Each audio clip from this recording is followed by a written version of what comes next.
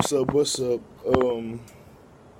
Shout out to B.O.B. because he made me go watch this video. The title on YouTube was B.O.B. Right by Dr. Alim Bay and I think it was Blue Pill or Red Pill, one of them. And they just talking about how B.O.B. was talking about the sense of how there's no slave ships ever been found or discovered and not even knowing that's been recreated. And we know how white people are with their how they pretty much, what do you call it, put everything in museums and everything so they can see it because it's a part of their dominance, and it's a part of the things that they conquered. Because like they even showed the chains and things from slavery, but they don't have no ships. And it was just going to question like what's the history truly been known with us. And the big thing right now is how people not really understanding, like, just because we weren't brought over here in slave ships, the slavery and the wars and stuff that happened between black people, that don't mean it didn't happen.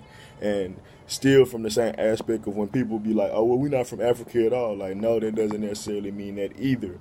It's just going to show that the dominance of the white man is not what they told us. And I think people kind of lose sight in that.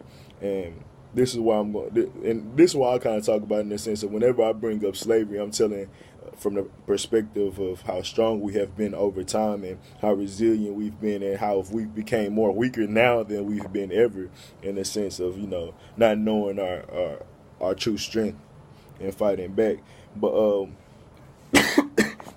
through talking about that, they start talking about Mansa Musa and his uncle, and how his uncle came to America almost 180 years before Columbus did, and how they had brought over 200 fleets, 2,000 fleets of ships to America. And they tried it before, it wasn't as successful, but they end up coming through. And listening to that, I'm like, damn, the fucking movie of Moana was just showing us exactly who we were, and it made sense. Because we already know astrology, and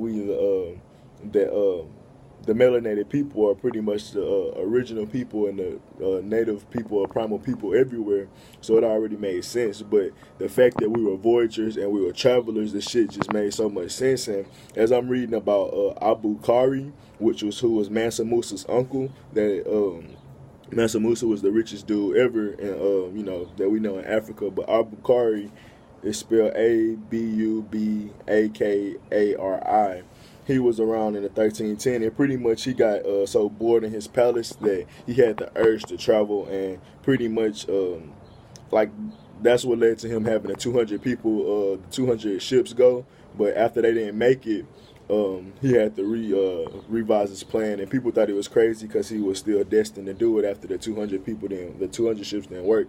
But then he got a fleet of 2,000, and they had stocked up with food, and they stocked up with so much things where they would have been able to make it. And it just go to show, like, when I was reading, it was saying how once they got there, they met up with native and primal people there. And what Alim Bay was talking about, they have read more than I have. I'm just getting into it now so I can just throw it out there. Of course, I'm going to keep reading, but Alim Bay was like, he decided to leave because he wanted to go visit his brothers on the other side of the world. And like we said, we already know people be traveling, so maybe people had traveled to them before, and who knows. But if you look at it in the sense of Moana, if they always was voyagers and then all of a sudden they kind of lost their way, it'll make sense. If they start voyaging, they'll think that's their home place and that's where they come from, especially if after years and years pass by, like, you wouldn't even know. And then you'll start losing, like, how to navigate and all these other different things. Like, if she ain't have that the rock or the guide in the sense of what he was in the movie, she wouldn't have been able to know how to read the stars, because it then wasn't like her people taught her how to do it.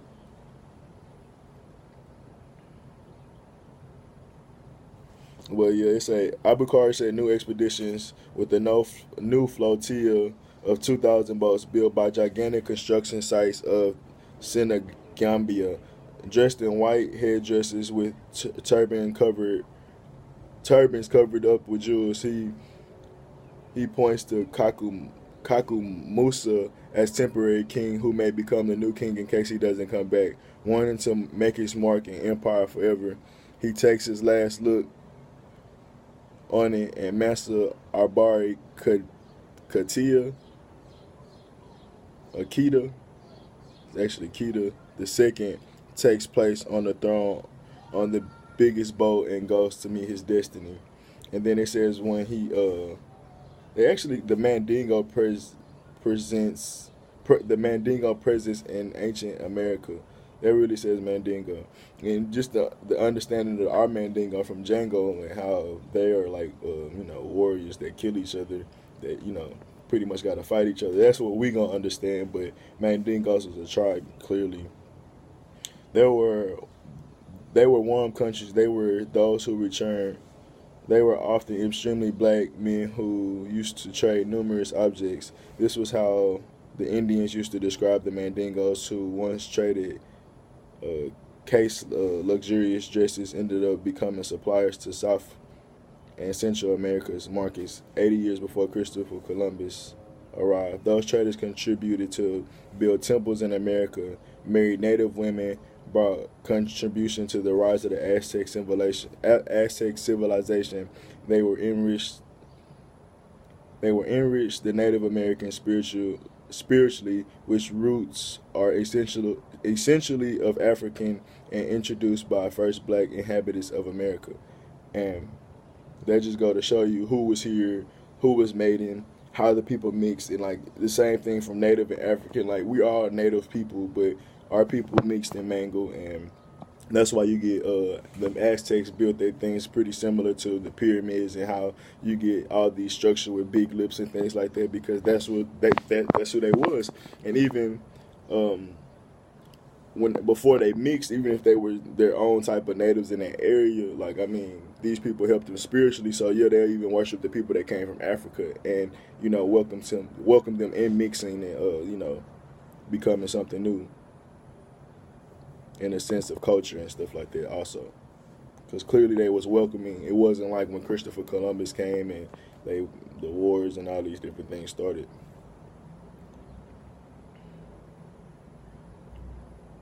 But yeah, I mean, when you just think about how Moana showed the lost ways and how they family was constant travelers and voyagers, bro. That's what we used to be. That's why we were everywhere in this world in America.